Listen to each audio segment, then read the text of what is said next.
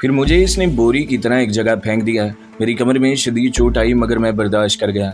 मैंने आंखें फिर जरा सी खोली तो ऊपर अंधेरा था। फिर इंजन स्टार्ट होने की आवाज़ आई और गाड़ी रवाना हो गई।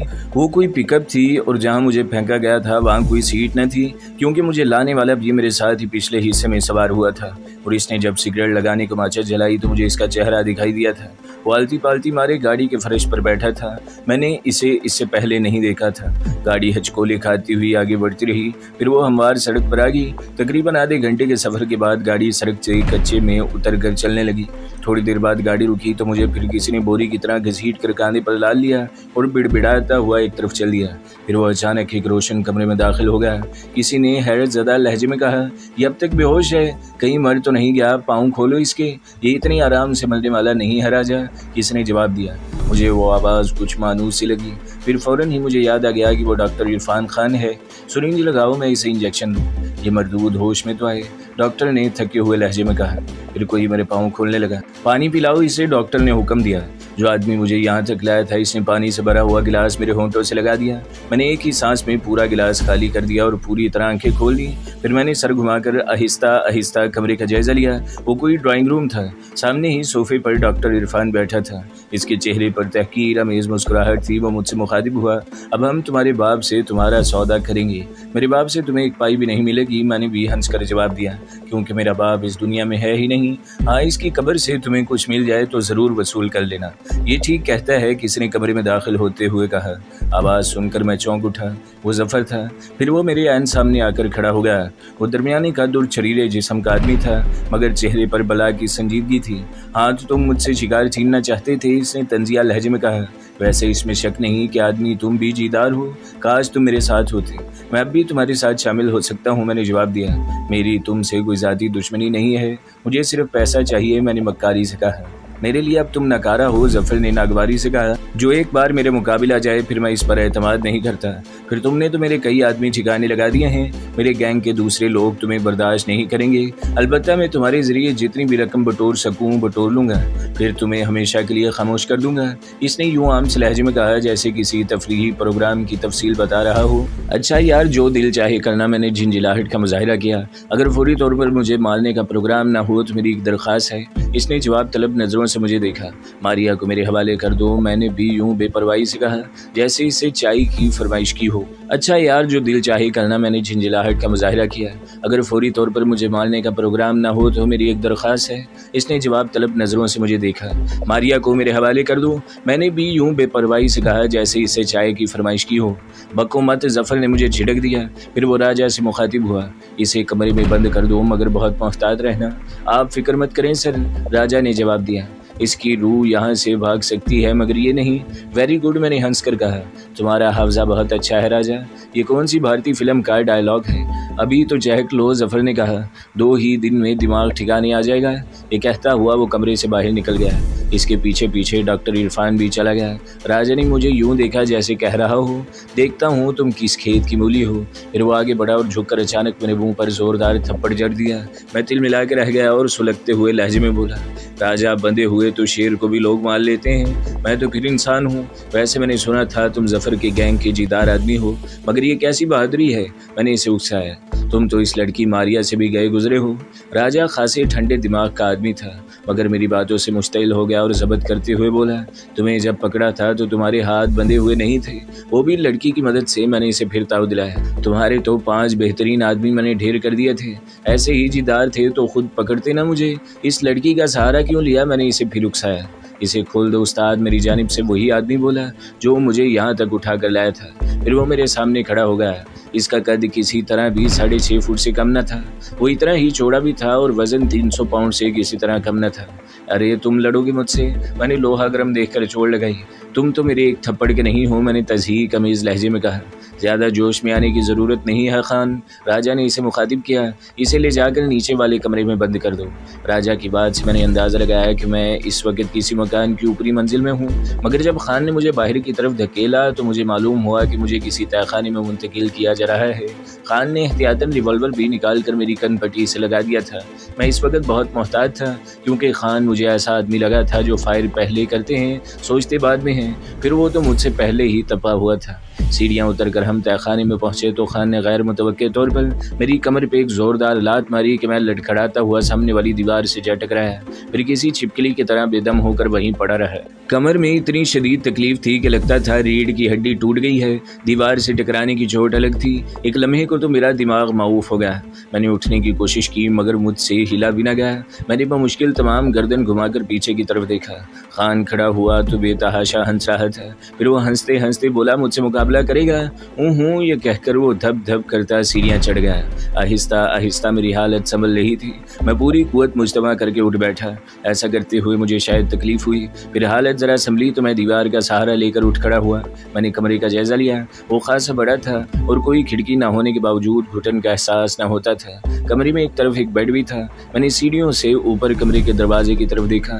खान ने इसे बाहर से बंद कर दिया था। कमरे के साथ अटैच बाथ भी था।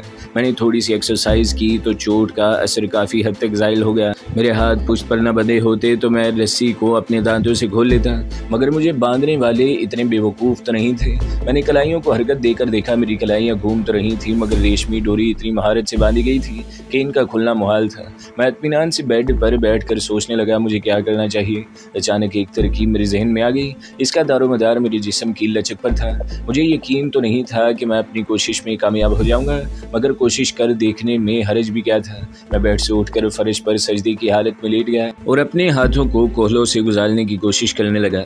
बहुत कोशिश से हाथों को वहां से गुजारने में कामयाब हो गया, मगर अब मैं बुरी तरह अपने ही हाथों के शिकंजे में फंस कर रह गया। कमर की तकलीफ एक मरतबा फिर बढ़ गई और सर्दी के बावजूद मेरा चेहरा पसीने में शराबूर हो गया। मेरी पोजीशन ऐसी थी जैसे किसी का हाथ सजदे की हालत में इसके कोहलों के नीचे बांध दिए जाएं। शदीद तकलीफ के आलम में मैं पहलू के बल गिरा। चोट तो लगी मगर इस झटके से हाथ कुछ और नीचे खिसक गया। मैंने जिस्म को मजीद मोड़ा। कमर बुरी तरह दर्द करने लगी, मगर मैंने तकलीफ की परवाह की बगैर दोनों टांगे हाथों के हल्के से गुजार दी। थोड़ी देर तो मैं बेदम सपड़ा फर्श पर पड़ा रहा, आवाज़ मुजतमा करता रहा। फिर आहिस्ता आहिस्ता उठकर बैठ गया। मेरे दोनों हाथ मेरे सामने थे। दूसरा मरहला रस्सी की गिरहें दांतों से खोलना था। ये मरहला मैंने 5 मिनट से भी कम अरसे में मुकम्मल कर लिया। अब मैं आज़ाद था। मुझे यकीन नहीं आ रहा था कि मेरे हाथ खुल चुके हैं। मैंने दोनों कलाइयों को रगड़ा और जोश के आलम में उठ खड़ा हुआ। मेरी घड़ी कलाई पर मौजूद थी। मैंने वक्त देखा तो 4 बज रहे थे और तारीख बदल चुकी थी। इसका मतलब था मुझे कैद हुए तकरीबन 8 घंटे हो चुके हैं। मेरी जेब में पर्स मौजूद था मगर रिवॉल्वर गायब था। मैंने किसी ऐसी चीज़ की तलाश में नजरें दौड़ाई जिसे बतौर हथियार इस्तेमाल कर सकूं, मगर वहाँ कोई ऐसी चीज़ नहीं थी। मैं बहुत देर तक कमरे में ही टहलता रहा। दिल चाह रहा था कि बेड पर लेटूं और सो जाऊं, मगर सोने का मतलब था हमेशा के लिए सोना, क्योंकि वहाँ कोई भी आ सकता था। मैं टहलता रहा और सोचता रहा। मेरा अंदाज़ा था कि कमरे में अब तक मैं 2 मील तो चल ही चुका हूँ, क्योंकि मुझे टहलते हुए 2 घंटे हो चुके थे। अचानक ऊपर आहट सुनाई दी। मैं फुर्ती से बेड पर इस रुख पर बैठा कि आने वाले को मेरी पुश्त दिखाई न दे। रस्सी मैं पहले ही छुपा चुका था। मैंने अपने दोनों हाथ पुश्त की तरफ कर लिए और धड़कते दिल के साथ आने वाले का इंतज़ार करने लगा, क्योंकि आइंदा चंद लम्हात फैसला कुन थे। आने वाला खान ही था। इसके हाथों में ट्रे थी जिसमें 1 कप चाय और 1 प्लेट में चंद स्लाइस थे। इसने कमरे में दाखिल होकर तंजिया लहजे में कहा, हम दुश्मन को हमेशा खिला खिला कर मारते हैं, वैसे अब तक तुम्हारा दिमाग ठिकाने आ चुका होगा। ये कहकर ट्रे इसने फर्श पर रखी और जेब से रिवॉल्वर निकाल लिया। मैंने काटदार लहजे में कहा, एक बंधे हुए आदमी से इतना खौफ। इसने मेरी बात सुनी अनसुनी कर दी और दूसरे हाथ से स्लाइस की प्लेट उठाकर मेरे नज़दीक आ गया और बोला, अपने पैरों को काबू में रखना वरना मैं गोली चलाने में देर नहीं करता है। इसने प्लेट से 1 स्लाइस उठाया और झुककर मुझे खिलाना चाहा। वही फैसला कुन लम्हा था। मैंने अचानक बायां हाथ इसके रिवॉल्वर पर मारा और दायां हाथ से इसके चेहरे पर इतना ज़ोरदार घुंसा मारा कि मेरा हाथ झुंझुना कर रह गया। रिवॉल्वर इसके हाथ से निकल कर दूर जा गिरा और वो खुद लड़खड़ा कर फर्श पर गिर गया। इसकी आंखों में शदीद हैरत थी। मैंने इसे ज़्यादा हैरान होने का मौका नहीं दिया और उछल कर इसके सीने पर ज़ोरदार लात मारी। वो करहता हुआ फर्श पर ढेर हो गया। मुझे ये खतरा भी था कि कमरे में कोई और ना आ जाए। मैंने बढ़ के रिवॉल्वर उठाना चाहा, मगर खान ने एक हाथ बढ़ाकर मेरा पैर पकड़ लिया। इससे पहले कि मैं संभलता इसने झटका देकर मुझे नीचे गिरा लिया। मेरा ख्याल था कि वो बेहोश हो गया है, वरना मैं इसकी तरफ से मोहतात रहता। मेरी लात इतनी भरपूर थी कि इसकी जगह कोई और होता तो शायद मर ही जाता, मगर वो आदमी न जाने किस मिट्टी का बना हुआ था कि वो ना सिर्फ होश में था बल्कि मुझसे लड़ भी रहा था। मैं कलाबाजी खाकर उठा तो खान की फुर्ती पर अश कर उठा, वो भी मेरे साथ ही उठ खड़ा हुआ। वहाँ से निकलना इतना आसान नहीं था जितना मैंने समझ लिया था। खान की लाई हुई ट्रे मेरे नज़दीक ही फर्श पर रखी हुई थी। मैंने अचानक नीचे झुका और चाय का कप उठाकर गरम गरम चाय इसके चेहरे पर फेंक दी। इसने चीख कर दोनों हाथों से चेहरा छुपा लिया। मैंने उलट कर बढ़कर भरपूर लात इसके पेट में मारी। वो उलट कर गिरा तो ताबड़तोड़ कई लातें इसके चेहरे पर जड़ दी। वो अंग्रेजी फिल्मों की कार्टून की तरह मार खाकर एक दफ़ा फिर उठने की कोशिश करने लगा। मैंने कराटे का एक हाथ इसकी गर्दन पर मारा। वो कराहता हुआ फर्श पर गिरकर बेसुध हो गया। मैंने तवील सांस लिया और मोहतात अंदाज में एक मरतबा फिर रिवॉल्वर की तरफ बढ़ गया। रिवॉल्वर उठाकर मैं मोहतात अंदाज में सीढ़ियों की तरफ बढ़ा। दरवाजे के पास पहुंचकर मैंने बाहर के सुनगुन लेने की कोशिश की, मगर वहाँ बिल्कुल सन्नाटा था। मैंने आहिस्ता आहिस्ता दरवाज़ा खोला और बाहर निकल गया। वो किसी बंगले का कॉरिडोर था। मैं दबे कदमों आगे बढ़ा। ऐसा लग रहा था जैसे पूरा बंगला वीरान हो और खान के सिवा वहाँ कोई मौजूद न हो। कॉरिडोर में एक कतार में कई कमरे थे जिनके दरवाजे बंद थे। मैं फूंक फूंक कर कदम रखता हुआ आगे बढ़ रहा था। अचानक एक कमरे का दरवाज़ा खुला और दो आदमी रिवॉल्वर ताने मेरे सामने आ गए। मैंने फुर्ती से एक के बाद दिगरे दो फायर किए और ये देखे बगैर कि वो जिंदा हैं या मर गए पूरी कुव्वत से बाहर की तरफ भागा। फायरों की आवाज़ से गोया वहाँ क़यामत बर्पा हो गई। धड़ाधड़ कमरों के दरवाजे खुलने लगे, मगर मैं इस वक्त तक कॉरिडोर उबूर करके लॉन में पहुँच चुका था। वहाँ लॉन ऐसा नहीं था कि वहाँ छुपा जा सकता, क्योंकि वहाँ ना तो कोई दरख्त था न घनी झाड़ियाँ। मैं फुर्ती से बाएं जानिब घूमा और इमारत की पुश्त पर पहुँच गया। वहाँ नीम का एक घना दरख्त था। मैं बिजली की सी तेज़ी से इस दरख्त पर चढ़ गया। इसकी शाखें बराबर वाले बंगले की छत तक पहुँच रही थी। मेरा इरादा था कि दूसरी इमारत की छत पर पहुंचकर वहां से फरार होने की कोशिश करूं। इससे पहले कि मैं दूसरी छत पर कूदता, मेरा पीछा करने वाले दरख्त के नीचे पहुंच गए। इनमें से एक ने गरजदार आवाज़ में कहा, नीचे आ जाओ वरना कुत्ते की मौत मारे जाओगे। मैंने नीचे देखा तो मुझे बहुत से आदमी दिखाई दिए। इन सब के हाथों में रिवॉल्वर या राइफलें थी। इनमें से कोई किसी भी लम्हे मुझ पर फायर कर सकता था। मैंने तवील सांस लिया और मायूसी से गर्दन हिलाने लगा। मेरी तमाम जद्दोजहद रायगा गई थी। इस वक्त मेरी हालत ऐसी थी जैसे अचानक मेरा जिस्म मफलूज हो गया हो। रिवॉल्वर फेंक दो, इसी आदमी ने सख्त लहजे में कहा। हमारे 7 आदमियों का खून तुम्हारी गर्दन पर है और 8वां भी मुर्दों से बरतर है। मैं 10 तक गिनूंगा, फिर तुम नीचे ना आए तो तुम्हारी लाश आएगी। ये कहकर वो गिनती गिनने लगा। मैं काफ़ी हद तक संभल चुका था और मेरा जहन तेज़ी के साथ काम कर रहा था। मैंने सोचा मरना तो वैसे भी है, फिर क्या ज़रूरत है कि इनकी कैद में ही दम तोड़ा जाए। इस दफ़ा अगर मैं इनके काबू आ जाता तो जीते जी तो निकलना नामुमकिन था। खुशकिस्मती बार बार तो किसी का साथ नहीं देती। ये सोचकर मैंने आसान मौत कबूल करने का फ़ैसला किया और मैंने गैर महसूस तरीके से 7 वाले मकान की छत को देखा और वो 5 तक ही पहुँचा था कि मैंने बुलंद आवाज़ में कहा, मैं नीचे आ रहा हूँ। ये कहकर मैंने यूँ जाहिर किया जैसे मैं उतरने का इरादा कर रहा हूँ। फिर अचानक मैंने 7 वाली छत पर छलांग लगा दी। एक ही साथ कई फायर हुए, मगर खुशकिस्मती से कोई गोली मुझे न लग सकी। मैं पीछे देखे बगैर आगे की तरफ अंधाधुंध भागा। वो खासा वसी और इस बंगला था और इसकी लॉन में कतार से दरख्त लगे हुए थे। मैंने सोचा किसी दरख्त पर चढ़कर बाहर कूद जाऊं, क्योंकि बंगले की 4 दीवारी खासी बुलंद थी। छत का इख्तिताम एक जीने पर हुआ और मैं सोचे समझे बगैर जीना उतर गया। उतरते हुए तड़ातड़ कई फायरों की आवाज़ें गूंजी, मगर इस दफ़ा भी मैं महफूज रहा। फायरों का मतलब ये था कि वो लोग भी इसी दरख्त के जरिए मेरे पीछे आ गए हैं। मैं जीने से उतरा तो एक तवील बालकोनी थी। वहाँ कई कमरे थे। एक कमरे में से टेप रिकॉर्डर की आवाज़ रही थी। मैं दौड़ता हुआ इसी कमरे में दाखिल हो गया। कमरे में 20-22 साल की एक हसीन लड़की बेड पर नीमदराज थी। इसकी आंखें अध खुली थी और वो मौसीकी से लुत्फ़ अंदोज़ हो रही थी। मुझे देखकर उछल पड़ी और चीखने के लिए इसने मुंह खोला। मैंने आज जाना लहजे में कहा, प्लीज़ मेरी मदद करो, वो लोग मुझे मार देंगे, मुझे कहीं छुपा दो, जल्दी करो, वो लोग पहुंचने ही वाले हैं। मेरी अबतर हुलिये और मेरी आजाना दरख्वास्त से वो एकदम मुतासिर हो गई और बोली, इस सामने वाली कपड़ों की अलमारी में छुप जाओ, मैं देखती हूँ वो कौन लोग हैं और मेरे बंगले में किसकी इजाज़त से दाखिल हुए हैं। मैं झपट कर अलमारी में घुस गया। वो खासी बड़ी अलमारी थी, मगर इसके बावजूद अपने कद की वजह से मैं गर्दन सीधी नहीं कर सकता था। इस लड़की ने बाहर से अलमारी लॉक कर दी, क्योंकि मुझे ताले में चाबी घूमने की आवाज़ आई। कमरे में दाखिल होने से पहले मैंने रिवॉल्वर जेब में रख लिया था, ताकि वहाँ जो कोई भी हो दहशत ज़दा होकर चीखना शुरू न कर दी। मैंने एक बार फिर रिवॉल्वर निकाल लिया और कान दरवाजे से लगा दिए। मैंने एक लम्हे सोचा कि अगर लड़की इन लोगों को बता दे कि मैं कहाँ छुपा हुआ हूँ तो ये अलमारी मेरी कब्र साबित हो। फिर मैंने इन ख्यालात को जहन से झटक दिया और तुम्बा तकदीर होकर बैठ गया। कुछ ही देर बाद मुझे ऐसी आवाज़ें सुनाई दी जैसे बहुत से आदमी कमरे में घुस आए हों। फिर मुझे लड़की की खौफजदा चीख सुनाई दी और एक मर्द की भारी आवाज़ गूंजी, हमारा ताल्लुक पुलिस से है, हम एक ख़तरनाक मुजरिम का पीछा करते हुए यहाँ आए हैं। वो आदमी इस कमरे में तो नहीं आया। मैंने दम साल लिया, फिर लड़की की आवाज़ गूंजी, यहाँ कोई नहीं आया, मैं पिछले 1 घंटे से मौजूद हूँ, इससे पहले कोई आया हो तो कह नहीं सकती। आप खुद तलाशी ले सकते हैं, मगर मैं इलाके के SSP से शिकायत करूँगी। आप लोगों को इजाज़त लेकर घर में दाखिल होना चाहिए था। माफ़ी चाहते हैं मोहतरमा, वही मर्दाना आवाज़ सुनाई दी, मगर सूरत हाल ही कुछ ऐसी है कि इजाज़त लेने का वक़्त नहीं था। वो इंतहाई ख़तरनाक है और अब तक कई कत्ल कर चुका है। हमें खदशा था कि बंगले के किसी मकीन को नुकसान न पहुँचाए। और लड़की की खौफजदा आवाज़ गूंजी। मेरा दिल बुरी तरह धड़कने लगा। अगर लड़की इनके झांसे में आ गई तो ये अलमारी मेरी कब्र ही साबित होगी। रिवॉल्वर पर मेरी गिरफ्त मजबूत होगी। आप लोग प्लीज़ पूरा बंगला देख लें, इसने खौफजदा लहजे में कहा। मेरा ड्रेसिंग रूम और बाथरूम भी अच्छी तरह चेक कर लें। इसकी बात सुनकर मेरी जान में जान आई, गोया इनके झांसे में नहीं आई थी। फिर ऐसी आवाज़ें आई जैसे वो मुझे बाथरूम और ड्रेसिंग रूम में तलाश कर रही हूँ। थोड़ी देर बाद वही मर्दाना आवाज़ उभरी, यहाँ तो कोई भी नहीं है, वो नीचे न चला गया हो। वो आदमी जैसे खुद से मुखातिब था। फिर इसने किसी को हुक्म दिया, जाओ बंगले का एक कोना देखो, वो भी बाहर नहीं निकला होगा। नीचे हमारे चौकीदार मौजूद हैं, अगर वो बाहर निकलने की कोशिश करे तो पकड़ा जाएगा। कितने चौकीदार हैं? मर्दाना आवाज़ में सवाल किया गया। 2, लड़की ने जवाब दिया। बस तो फिर इन्होंने जान से हाथ धो दिए। मर्दाना आवाज़ में मायूसी थी।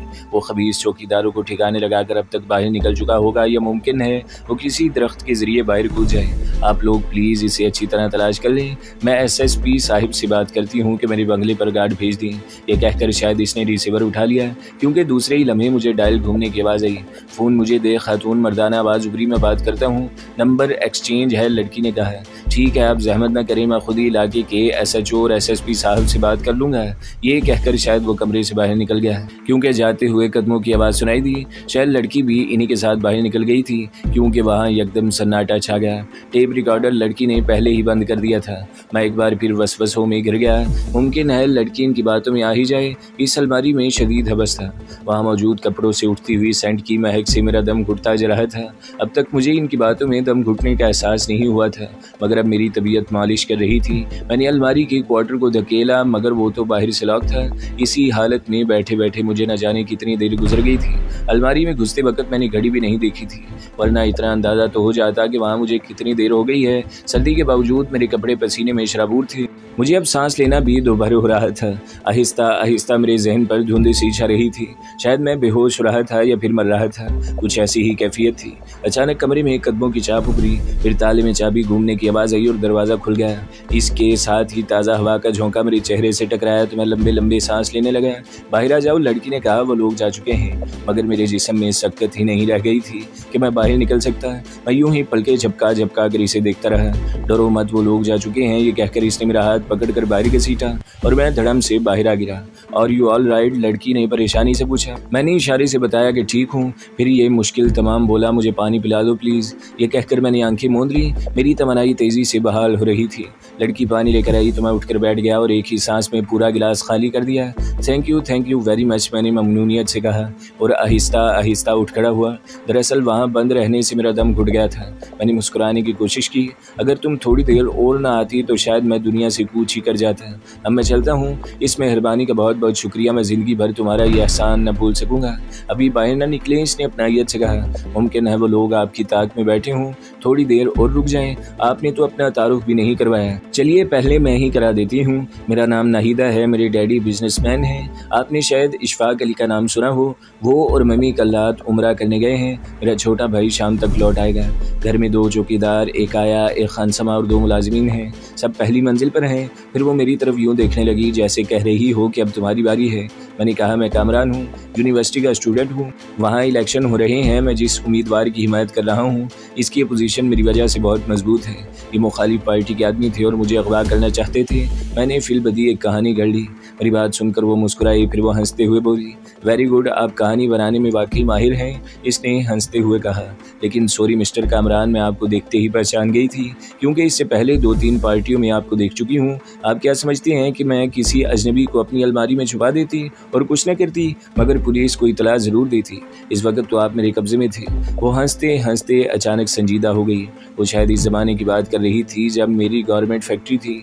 मैंने तवील सांस लिया और मुस्कुरा कर बोला, सॉरी मिस नाहिदा, मैं दरअसल ऐसे चक्कर में फंसा हुआ हूँ कि तुम्हें जितना कम से कम मालूम हो तुम्हारे हक में इतना ही बेहतर है। मैंने एक ऐसे आदमी से टक्कर ली है जो मुझे ज़मीन की तह में से भी निकाल सकता है। इसका एक ही हल है, या तो वो आदमी जिंदा रहेगा या मैंने ज़रा तवक्कुफ़ किया, फिर बोला, वो इतना बासरा है कि शहर की इंतज़ामिया भी इसके आगे बेबस है। यूँ समझ लो कि कानून हम दोनों में से किसी की मदद नहीं कर सकेगा। हमें अपने मामलात खुद ही निपटाना होंगे। मेरे साथ ये वाक़या है कि मेरे 2-3 साथी हैं और मेरे दुश्मन के पास बेशुमार आदमी हैं। इसका एक नमूना तुमने अभी देख लिया। वो हैरत से आंखें फाड़े मेरी बातें सुन रही थी। इस सूरत में मैं झूठ न बोलता तो और क्या करता। मैंने कहा, फिर फीकी सी मुस्कुराहट के साथ बोला, अब मुझे चलना चाहिए। हाँ, ये तो पूछना ही भूल गया कि ये इलाका कौन सा है। वो एक दफ़ा फिर हैरत से मुझे देखने लगी और बोली, ये इलाका नॉर्थ नाज़माबाद का है, ब्लॉक है, मगर आप ज़रा अपना हुलिया देखें। इसने तज़हीक अमीज़ लहजे में कहा। बाल बिखरे हुए, कपड़े मैले और पैरों में जूते नहीं। अपना हुलिया दुरुस्त करके और खा पी कर जाएँ। इत्तेफाक है कि मैं जल्दी उठ गई, वरना मैं 9 बजे से पहले बिस्तर नहीं छोड़ती। ये भी एक तरह से अच्छा ही हुआ, वरना आपको मेरा कमरा भी बंद मिलता तो आप सीधे नीचे जाते और चौकीदार आपको पकड़ कर इन लोगों के हवाले कर देते। इसने हंसते हुए कहा। मैं भी इसके साथ हंसने लगा। अब मैं इसे कैसे बताता कि इसके चौकीदार बहुत खुशकिस्मत हैं, वरना वो मेरे हाथों से मारे जाते। अब यहाँ बैठे मैं आपके लिए कॉफ़ी बनाती हूँ। इसने कहा, या ऐसा करें, ये बराबर वाला कमरा खाली है, इसमें चले जाएं। वो कमरा मेरे छोटे भाई का है। मुमकिन है इसका जूता आपके पैर में फिट आ जाए। वहाँ आपको शेव का सामान भी मिल जाएगा। मैंने बेख्तियार चेहरे पर हाथ फिरा तो मुझे एहसास हुआ कि इन लोगों ने मेरी खूबसूरती से फ्रेंच कट दाढ़ी मूड़ दी थी, शायद मेरी शनाख्त के लिए। आइए मेरे साथ। वो उठ खड़ी हुई। मेरे छोटे भाई का नाम खालिद है और वो क्रिकेट मैच खेलने लाहौर गया हुआ है। मुमकिन है शाम तक आ जाए। इसे गए हुए 1 हफ्ता हो गया है। इसने आज आने के लिए कहा था। मैं इसके पीछे पीछे चल दिया। वो मुझे बराबर वाली कमरे में छोड़कर चली गई। मैंने कमरा अंदर से बंद कर दिया और बाथरूम में जाकर सबसे पहले शेव की। फिर गर्म पानी से नहाने के बाद मेरे जिस्म में गोया नई रूह दौड़ गई। मैंने खालिद के कपड़े देखे, मगर वो सब मेरे साइज़ के नहीं थे। अलबत्ता चमड़ी की एक चप्पल फंसा कर मेरे पाँव में आ गई। मेरी जेब में एक धेला भी नहीं था और फौरी तौर पर मुझे रकम की ज़रूरत थी। अचानक दरवाजे पर दस्तक हुई और नाहिद की आवाज़ आई, आप सो तो नहीं गए? मैंने दरवाज़ा खोला तो वो ट्रे लिए अंदर दाखिल हुई। इसमें कॉफ़ी के साथ साथ फ्राई किए हुए अंडे और स्लाइस भी थे। नाहिद ने ट्रे सेंटर टेबल पर रख दी और कुर्सी खिसका कर बोली, अब जल्दी से नाश्ता कर लें, वरना कॉफ़ी ठंडी हो जाएगी। मैं खामोशी से नाश्ता करते हुए सोचने लगा कि रकम का बंदोबस्त कहाँ से हो। फिर मुझे इसका हल सूझ गया और मैं जल्दी जल्दी नाश्ता करने लगा। नाश्ते से फारिग होकर मैंने नाहिद से कहा कि तुम्हें एक तकलीफ़ और करना होगी। मैं एक साहिब को फ़ोन कर रहा हूँ, तुम वहाँ जाकर पैसे ले आओ, मगर वापसी पर बहुत मोहतात रहना। मुमकिन है वो तुम्हारे ज़रिए मेरा ठिकाना मालूम कर लें। आपको कितनी रकम की ज़रूरत है फ़िलहाल? नाहिद ने पूछा। 1500 से भी काम चल जाएगा, मैंने जवाब दिया। इतनी रकम तो मैं भी दे सकती हूँ। देखिए, इनकार मत कीजिएगा, उधार समझ कर ही ले लें, जब मौका मिले लौटा दीजिएगा। इसने अलमारी से अपना पर्स निकाला और 1000 रुपये का नोट गिनकर मेरे हवाले कर दिए। तुम्हारी इस मेहरबानी का बहुत बहुत शुक्रिया, मैंने कहा। इसके वालिदैन उम्रे पर गए हुए थे और भाई क्रिकेट खेलने लाहौर, वरना मैं यूँ आसानी से वहाँ से नहीं निकल सकता था। मुलाजमीन ने मुझे हैरत से देखा था, मगर बोले कुछ भी नहीं। अच्छा नाहिद, मैंने कहा, खासा वक्त ज़ाया हो चुका है, अब मैं चलता हूँ। ओके, इसने फीकी सी मुस्कुराहट लबों पर सजा ली। फिर कुछ सोच कर बोली, आप जहाँ जाना चाहें मैं आपको ड्रॉप कर देती हूँ। मैं इनकार करने ही वाला था कि मुझे जफ़र के आदमियों का ख्याल आया। वो बराबर ही के बंगले में तो मौजूद थे। मुमकिन है इनमें से कोई नाहिद के बंगले की निगरानी कर रहा हो। यही सोचकर मैंने अपनी रजामंदी जाहिर कर दी। वहाँ से मेरी रवानगी यूँ हुई कि नाहिद अपनी गाड़ी पोर्च में ले आई। मैं फुर्ती के साथ गाड़ी में बैठा और सीट खोल कर फ़ौरन ही लेट गया। मैंने इससे कहा कि मुझे सदर में कहीं ड्रॉप कर देना। गाड़ी चलने के 10 मिनट बाद मैं उठ बैठा। वो खामोशी के साथ ड्राइविंग कर रही थी और मैं भी अपने ख्यालात में खोया हुआ था। सदर पहुंचकर इसने मुझे मुखातिब किया तो मैं चौंक कर ख्यालात की दुनिया से बाहर आ गया। मैंने उतरने से पहले जज्बाती अंदाज में कहा, मैं तुम्हारा ये एहसान कभी न भुला सकूँगा। अगर ज़िंदा रहा तो फिर मुलाकात होगी, वरना कामरान प्लीज़, इसने भुर्राई हुई आवाज़ में कहा। मेरा दिल कहता है कि तुम ज़िंदा रहोगे। ओके, मैंने खुशदिली का मुजाहिरा किया। खुदा करे कि तुम्हारा दिल सच कहता हो। ये कहकर मैंने झटके से दरवाज़ा खोला और तेज़ी के साथ लोगों की भीड़ में शामिल हो गया। तो दोस्तों, अगली किस्त सुनने के लिए हमारे चैनल को ज़रूर सब्सक्राइब करें, वीडियो को लाइक करें और बेल के आइकन पर भी क्लिक कर दें, ताकि हर जो आने वाली वीडियोज़ हैं वो आपको सबसे पहले मिलती रहें।